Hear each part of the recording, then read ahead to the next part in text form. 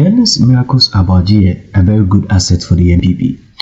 At the same time for Ghana, because actually, analysis, it's actually one of the most beautiful analysis you ever see. The way you see Rabishi, an NDC politician, you see Rabishi, an NDC communicator. Mankasa bomushe video mpokana miyemasha. Ufomi yafa utuma kwa mikoska. Skata oba wandeti skata ilo. Wamazana unsaka video, wamazana share video. Do you want to respond to that last one? No, not just the last one. I mean, for me, I've made this point cardlessly. But there's nothing wrong with all the feedback coming up. And ours is to elevate the conversation. And I'd like to stay there that this is a novelty. This was something we are used to. I mean, previously, they'll put it in a green book, hard copy. You can't even critique it. You understand? So we've really made progress. We've moved on. In the past, where we had documents similar to attempting to accountability, they put it in a green book. But we held their feet to the fire when they released the green book. That's why I'm saying because that document is so clear. It doesn't discount the fact that they put it in a hard copy. Yeah. So critiquing it is difficult. And the fact is that critiquing a soft document like this, with a search engine, and that of a hard copy document are not the same. So we really made progress. Feedback, critical, very important. I would not debate and trivialize the conversation and make it look like you have, this is a tracker. It means that it's a work in progress. It's a living document. It's updated by the minute, by the hour, and by the day. There is absolutely nothing wrong if he thinks that there's an aspect that should be in the tracker that is not there. It can be considered. What is wrong with that? What is it about the cathedral that is not already public?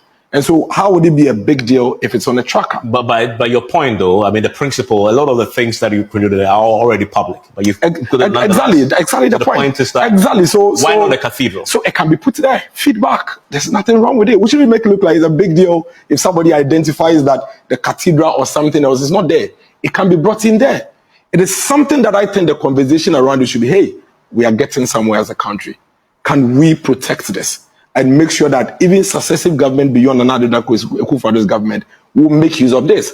Let me also make a very important point. So we trivialize everything and make it look like this whole country should be riding on the macro issue. If it is not a rich hospital, it's meaningless. If it is not an airport, it's meaningless. If it's not a Sunyani airport, it's meaningless. That is the beginning of our troubles. So that community beyond Krabwa Kota, whose survivor and everything they need is on a borehole, and the government of Ghana has utilized its funds to put up that borehole, that community also equally deserves the right to know what the government of Ghana has done for them. So you can only make input and say, well, you could add this, you could add, but never, ever trivialize some of the projects in there. You talk about ramps. Do you know how much a ramp on a 1 kilometer road costs? And you think it's needless for the people to be accounted to, for them to know what government has done with their money? Anybody that begins to make the other kind of argument has no respect for the people. For you to think that all somebody needs is a CHIPS compound, okay? One small CHIPS compound with a 2-bedroom for the nurses' quarters, for them to have health care in their community. The government of Ghana has spent money. The government of Ghana is accounting to those people, not only to people in East Legon and people in Cantonment. The government of Ghana needs to account to the people in Fantomado Bomi the same way they want to account to the people in Laboni. So once you account to the people in Laboni or the people in Spintex about the flower port overpass, you should also account to the people in Gabo, in the Yesuano constituency, about their water facility that you've provided for them. So don't sit in Accra, and because you are seeing big things and you want big things, you Google those big things and say, I have seen my big airport, I've seen that Kumasi airport. And so that water project for that person under the cocoa tree is needed. We are not accounting to people, we are not accounting to elitists. We are accounting to every Ghanaian everywhere. And every single investment that has been made on the people, on behalf of the people of Ghana, deserves to be accounted for. But like I said, when you follow the launch events, you'd realize that the government was very clear that this is a living document. It even has a cutoff date as of June 2023. Even that one, there are gaps.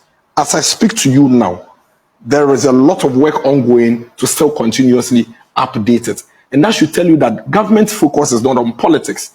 Government focus is on governance. Otherwise, government would not leave out. So projects. That's your verdict. This is a governance tool. Yeah, but that's not my verdict. That's exactly what it is. Okay. And let me also make that very important point.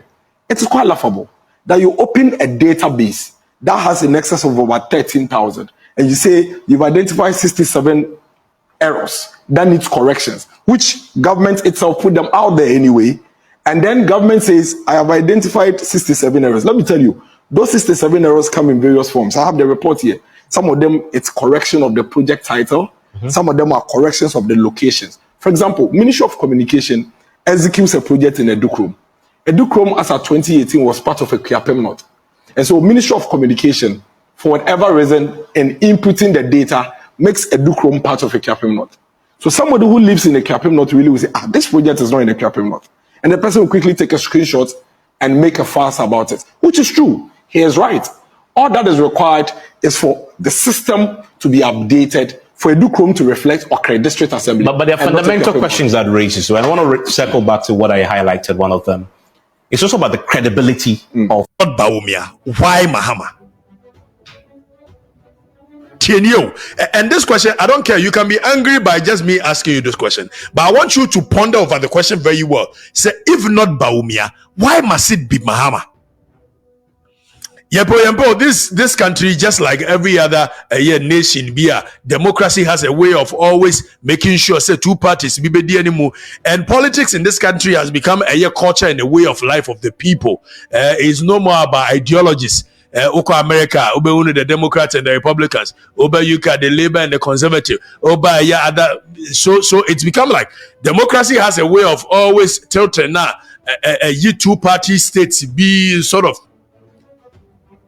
once in a while, then you get, just like Benin, you will get an independent candidate coming on top. And from the next election, I do not see any chance be as any independent candidate to be able to be leading the nation. I don't see it. The people are not angry to that point.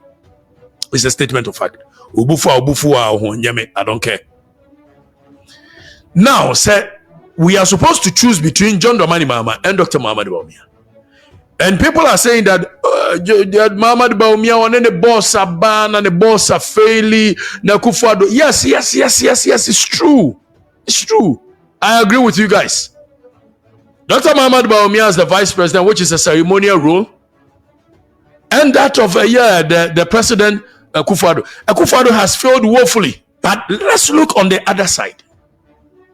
And yeah, Professor Mills and John Dramani Mahama, the Bayana John Mahama, the vice president of the Republic.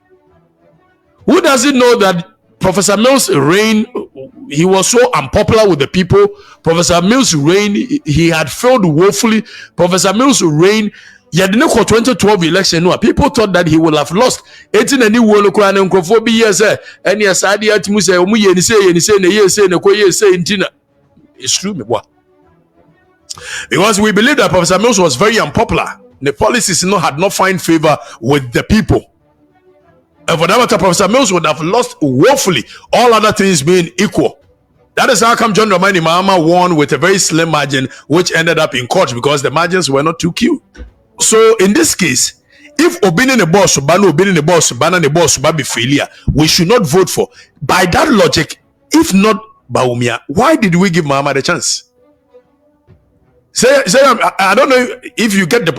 So Bawumia and the boss, but the boss are failing. John Mahama and the boss and the boss are failing. We gave John Mahama the chance.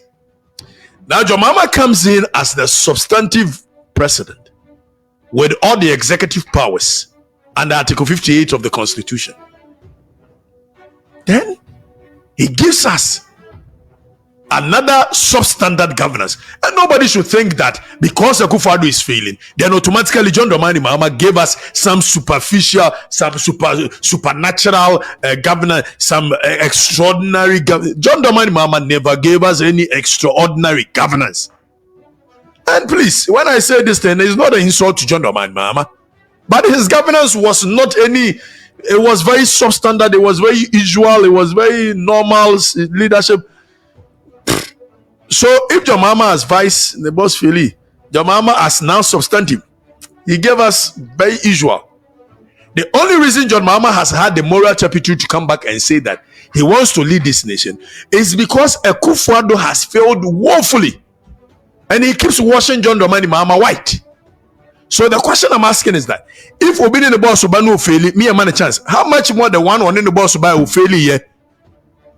Now one more man also one who fairly. Why do you think if not Bawumia, it should be Mahama? It's a question I'm asking. Akufo-Addo is the only person that has watched John Dramani Mahama white, not because John Mahama gave us any exceptional leadership. Because in Nipa 1 million, they were not mad people. They were people that could reason. So if not Bawumia, why John Mahama? And the question I have you, I'm just asking it legitimately. And you see, I don't agree that anybody has a birthright to a second term in office. No, it is not a birthright. You can only get a second term when you have performed creditably. And for that matter, I believe that Akufo-Addo should at no point be given the second term. It's my opinion. But we gave it to him. And now Dr. Muhammadu Bawumia is coming and you are saying, one of the boss never and the boss should not feel it. But if not him, why Mahama? And most uncle for na the you guys, I'm not scared of these things. So you shouldn't try to even scare me with that nonsense because it won't work. We all have a country to protect.